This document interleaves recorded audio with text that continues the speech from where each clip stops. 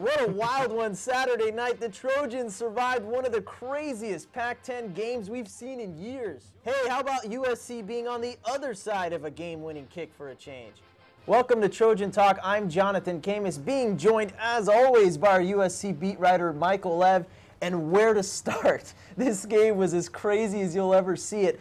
I mean, the opening drive, Arizona State, I believe, took, what, 97 seconds to score, and you're thinking, wow, this is Oregon all over again. Yeah, it was a crazy, crazy night at the Coliseum.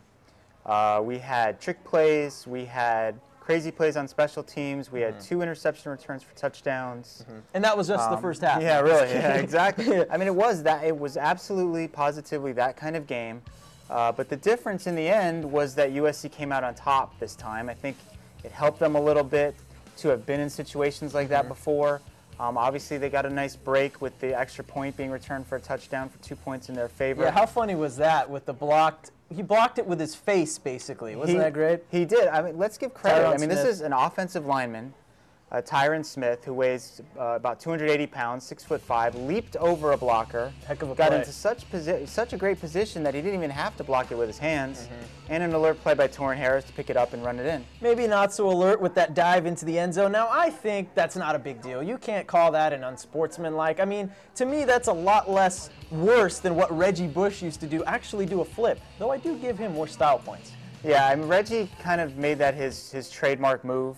But in recent seasons, the NCAA has really cracked down on that sort of behavior. You cannot do any sort of celebrating. Yeah. And it just got worse for Trojan Harris because what a play this was as we look at the replay here. Cameron Marshall jumping over him like he was a hurdle. That was a heck of a play from Marshall. Yeah, we saw a couple of hurdling plays in that game. But it was nice at the end, though, to see Joe Houston make his field goal. It's been a tough season for Joe. You know, he won the job in training camp. They put him on scholarship this year. He had missed 2 field goals earlier in the game, comes back and redeems himself. Okay, after the game, you talked to Lane Kiffin. Lane Kiffin said that he believes this game will be a turning point. Why? Yeah, well, he kind of compared it to a game from 2001, which was his first season, and Pete Carroll's first season with the program. They beat Arizona in kind of a wild back-and-forth game. They won the game on an interception return. You know, and he's hopeful that this will be kind of the game that propels them on a season-ending winning streak, and that maybe that momentum can carry over as it did back then. The problem is the schedule. It's tough.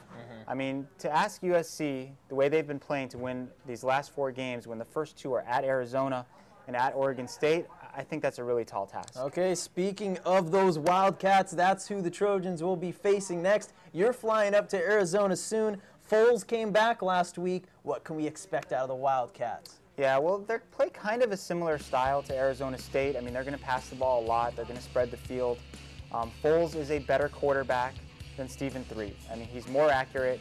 He won't turn the ball over as much, but he doesn't really strike fear into me as much as, say, a healthy Jake Locker does, or Andrew Luck, or Darren Thomas of Oregon. Right. And that's one of the reasons that I like USC in this game. Not one of the top-tier Pac-10 quarterbacks, but I think it might be a little bit tough for USC on the road. I have them losing 45-31. Who you got?